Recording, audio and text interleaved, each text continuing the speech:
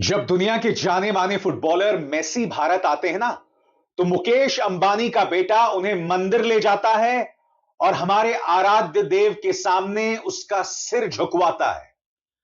मगर हमारे देश में हमारे ही नागरिकों पर इसलिए प्रहार हो रहा है क्योंकि वो ईसाई धर्म का निर्वाहन करते हैं।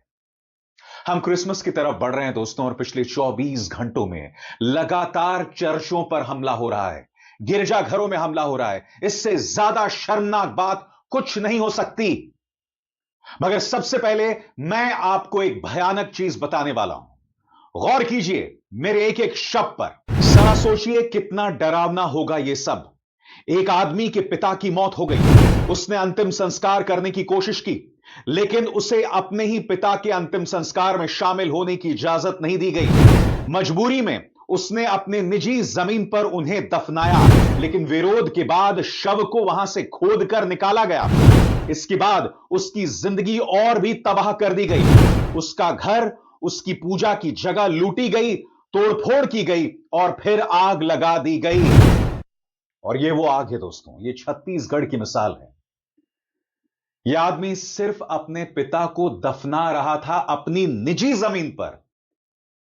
इस व्यक्ति का धर्म परिवर्तन आज से कई सालों पहले हो गया था, मगर जब उसके पिता की मौत हो गई तो भारतीय जनता पार्टी शासित छत्तीसगढ़ में देखिए साहब क्या हालत हो रही है। आखिरी लम्हे में भी, मौत में भी गरिमा नहीं दी जा रही। कौन जिम्मेदार है इसके लिए? द वायर के आलिशान जाफरी ने इस पर बाकायदा रिपोर्टिंग की है। यह वीडियो आप लगातार देख रहे हैं किस तरह से उसके घर में आग लगा दी गई। यह वीडियो पेश किया है आलिशान जाफरी ने। उसके बाद आलिशान जाफरी बताते हैं कि छत्तीसगढ़ के बाटाडेवड़ा गांव है, वहां पिछले 4 दिनों से लगातार तनाव बना हुआ है। एक ईसाई फैमिली और हिंदुत्व गुटों में लगातार तनाव है। और जैसा कि दोस्तों मैंने आपको बताया कि एक पिता जिसकी मौत हो जाती है, उसे उसका बेटा दफन करना चाहता है, उसे इजाजत नहीं मिलती, वो अपनी निजी जमीन में दफन करता है। उसके बाद उसके शरीर को खोदकर बाहर निकाला जाता है। इससे ज्यादा बर्बरता क्या हो सकती है? ईसाई धर्म का जन्म बेशक भारत में ना हुआ हो, मगर एक बड़ी तादाद में इस देश के अंदर ईसाई हैं। क्रिसमस आ रहा है, दुनिया को आप क्या संदेश देना चाहते हैं? कितना शर्मिंदगी भरा लम्हा है। और ऐसी ढेरों तस्वीरें सामने उभर कर आ रही हैं पिछले 24 घंटों में, और हर बार हर एक घटनाक्रम का लिंक जो है वो भारतीय जनता पार्टी से दिखाई देता है। अब मैं आपको एक वीडियो दिखाना चाहता हूं दोस्तों, एक कोलकाता का वीडियो है। यहां पर एक हिंदुत्ववादी पहुंच गया है और कुछ लोग पूजा अर्चना कर रहे हैं गिरजाघर में। अब देखिए वो किस तरह की दबंगई कर रहा है कि ईसाई धर्म का जन्म भारत में नहीं हुआ है, तुम्हारी मजाल क्या, जय श्री राम के नारे लगा रहा है। इस देश का संविधान आपको आजादी देता है कि आप अपने धार्मिक रीति रिवाजों के हिसाब से पूजा अर्चना कर सकें, मगर देखिए किस तरह की बदतमीजी की जा रही है, किस कदर बेशर्मी चल रही है। देखिए ये हो रहा है कोलकाता के अंदर। मैं ये पूछना चाहता हूं मिस्टर फादर से, चर्च का फादर से मैं पूछना चाहता हूं कि जीसस क्राइस्ट का ग्रंथ का नाम बताओ। ग्रंथ करके नहीं है भैया। हाँ क्या है? द गॉस्पेल ऑफ जॉन, वो सब क्या चीज है? बाइबल क्या चीज है? धार्मिक ग्रंथ। धार्मिक ग्रंथ है। ये कहां से मैन्युफैक्चर हुआ है? जस्ट टेल मी कहां से मैन्युफैक्चर हुआ है? Of course it was not printed in India. Bharatvarsh में ये पैदा हुआ ही नहीं था। विदेशी क्रिश्चियन लोगों का, विदेशी भाषाओं का बाइबल हमारा इंडिया में क्या रहेगा? नहीं, हमारा क्या है? चारों वेद है, मनुस्मृति है, उपनिषद है। हम कोई भी क्रिश्चियनों का बाइबल को फॉलो नहीं करेंगे। Am I clear? बोलो ओम भूर्भुवः स्वः तत्सवितुर्वरेण्यं भर्गो देवस्य धीमहि धियो यो नः प्रचोदयात्। ओके, जय श्री राम। जय Shri Ram. Jesus Christ is not hours. Jesus Christ is not hours. हमारा कौन है? राम भगवान। एम आई राइट? क्या कहना चाहेंगे आप इसके बारे में, बताइए। मुझे इसमें दो राय नहीं है कि यह व्यक्ति भारतीय जनता पार्टी या संघ से जुड़ा होगा, इसमें बिल्कुल दो राय नहीं है। जहां ये लोग सत्ता में हैं वहां लगातार इस तरह की अराजकता हो रही है, जहां सत्ता में नहीं भी हैं वहां पर भी यह सब हो रहा है। अब मैं आपको जबलपुर का एक शर्मनाक नजारा दिखाना चाहता हूं।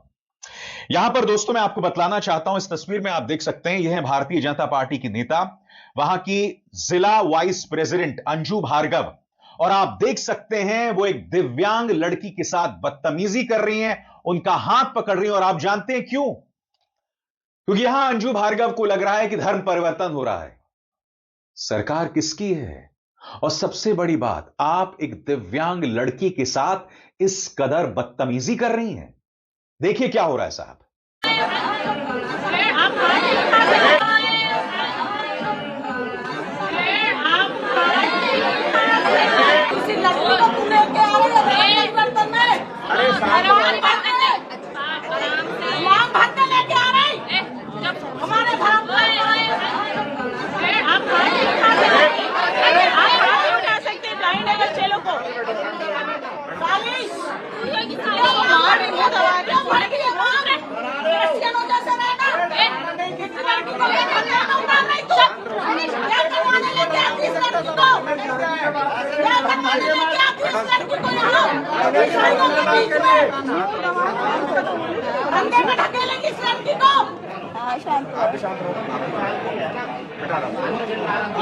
लड़कियों को लेके आती हो धंधा करवाने के लिए।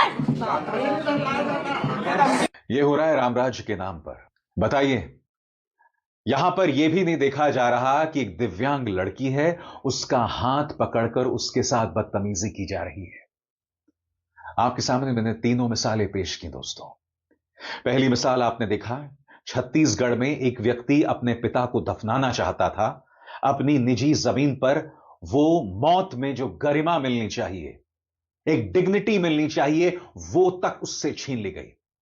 फिर आप देख रहे हैं कोलकाता के अंदर एक व्यक्ति एक गिरजा घर में घुसता है और लोगों को पूजा करने से रोकता है।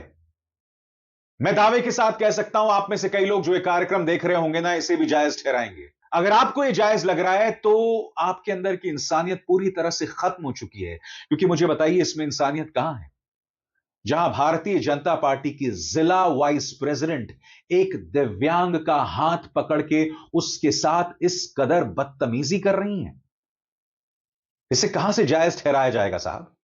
सुनिए मोहतरमा अपने डिफेंस में क्या कह रही हैं। 50 से 60 ब्लाइंड लड़कियां और इतने सारे ये ब्लाइंड बच्चे यहाँ चर्च में अंदर थे। चर्च नहीं है, ये खंडहर है। उसके बाद एक लड़के से किसी हिंदू संगठन के भाई ने बोला कि बेटा तूने चुटैया रखी है और अच्छा सूत्र बांधा है तो हनुमान चालीसा पढ़ना चाहिए। तो उस समय तो उस बच्चे ने बोला कि हाँ, हम लोगों को हनुमान चालीसा पढ़ना चाहिए।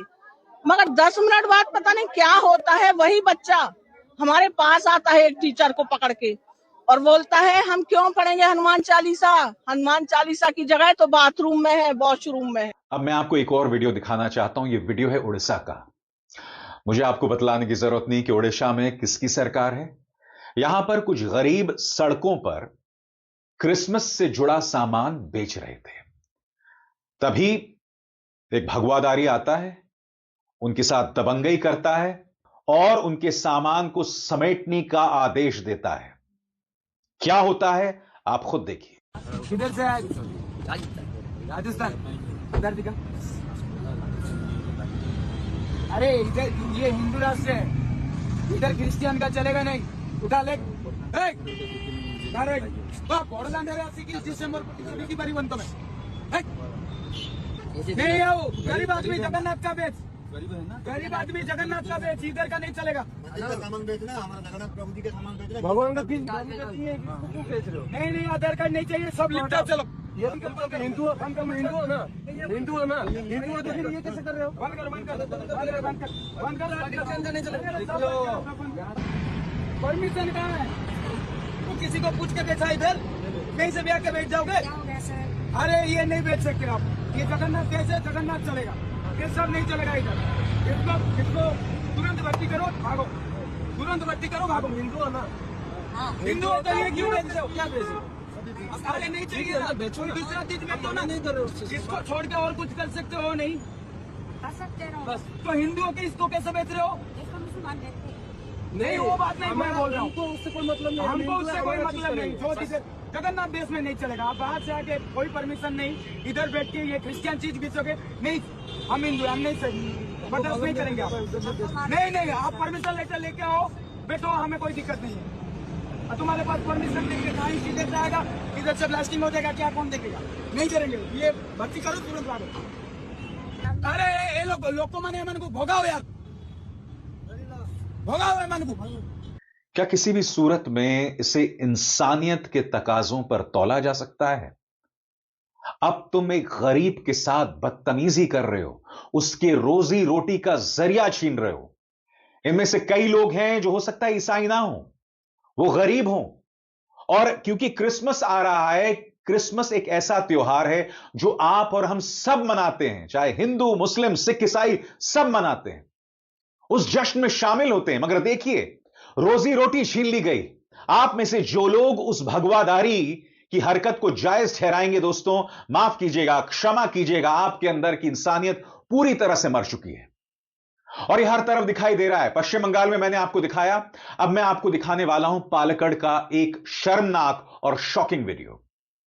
यह वीडियो देख रहे हैं, यह छत्तीसगढ़ से आया एक दलित है जिसका नाम है राम नारायण। राम नारायण को केरल के पालकड़ में बुरी तरह से पीटा गया, उसे बांग्लादेशी बताकर। उसके बाद उसकी मौत हो गई। पोस्टमार्टम में पता चला कि उसके शरीर में 80 जगहों पर 80 जगहों पर घाव थे। इन 4 लोगों को गिरफ्तार किया गया, इन 5 लोगों को गिरफ्तार किया गया है, जो आप देख सकते हैं। यह वहां का एक स्थानीय अखबार है, इसमें खबर आई है। बताया जा रहा है कि ये लोग बीजेपी और आरएसएस से जुड़े हुए हैं। सीपीएम और कांग्रेस इस बात का आरोप लगा रही है, हालांकि भारतीय जनता पार्टी ने इसे सिरे से खारिज कर दिया है और कह दिया है कि इनका बीजेपी या आरएसएस से कोई लेना देना नहीं है। मैं नहीं जानता हूं कि जिन लोगों ने उस दलित को मारा, जिसका नाम रामनारायण था, उसे बांग्लादेशी बताकर मारा। जी हां, वो छत्तीसगढ़ से आया एक दलित था, नाम रामनारायण, और उसे बांग्लादेशी बताकर मौत के घाट उतार दिया गया। और यह कहां हो रहा है? केरल के पालकड़ में, जहां भाजपा की सरकार भी नहीं है। क्या यह इंसानियत है? बताइए। मैं नहीं जानता हूं कि क्या वाकई वो आरएसएस से हैं या नहीं। इस वक्त पुलिस उस मामले की जांच कर रही है, मगर मैं आपसे कुछ और कहना चाहता हूं। मुझे ताज्जुब नहीं होगा अगर इनका लिंक आरएसएस या बीजेपी से निकल आए, क्योंकि रोज प्राइम टाइम में आपकी और हमारी नसों में जो नफरत भरी जा रही है, उसी का परिणाम हम हर तरफ देख रहे हैं। चाहे छत्तीसगढ़ हो, चाहे पश्चिम बंगाल हो, चाहे केरल का पालकड़ हो, या फिर एक दिव्यांग का हाथ पकड़कर जो देख नहीं सकती, उसके साथ किस तरह की दबंगई भारतीय जनता पार्टी की एक नेता कर रही है, यह कहते हुए कि वहां पर धर्म परिवर्तन हो रहा था। हर तरफ ऐसी ढेरों तस्वीरें सामने उभर कर आ रही हैं, जिससे स्पष्ट होता जा रहा है कि भारतीय जनता पार्टी अपनी इंसानियत खो रही है। कल ही मैंने आपको अपने मंच पर यह वीडियो दिखाया था। यहां भारतीय जनता पार्टी के विधायक पराग शाह, देखिए किस तरह से एक ऑटो चालक को थप्पड़ मार रहे हैं, क्योंकि वो रॉन्ग साइड से आ रहा था, गलत दिशा से आ रहा था। थप्पड़ मार दिया उसे साहब, मानो उसकी कोई इज्जत नहीं है। और फिर आप मुझसे पूछते हैं कि मैं भारतीय जनता पार्टी से सवाल क्यों करता हूं। मुझे बताइए, किस पॉलिटिकल पार्टी के नेता इस कदर दबंगई करते हैं और बचकर निकल जाते हैं? हमने देखा था दोस्तों, वो भाजपा का एक विधायक है पतपड़गंज का, जिसने चुनाव जीत लिया था, वो इसी तरह से निकल जाता है शाम को। मुसलमान जो लोग दुकान चला रहे हैं उन पर दबंगई करता है, और यहां पर देखिए साहब थप्पड़ मार दिया। ये वीडियो देखिए आप।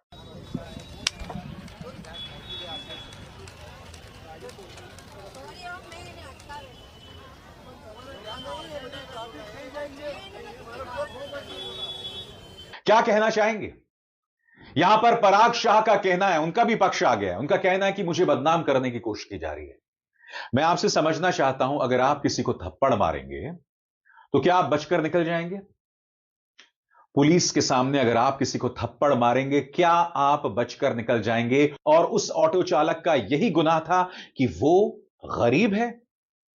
आपने देखा उड़ीसा में यह वीडियो, जिसमें गरीबों से कहा गया कि आप अपने सामान को हटा दें। क्यों? क्योंकि वो क्रिसमस से जुड़ा सामान बेच रहे थे।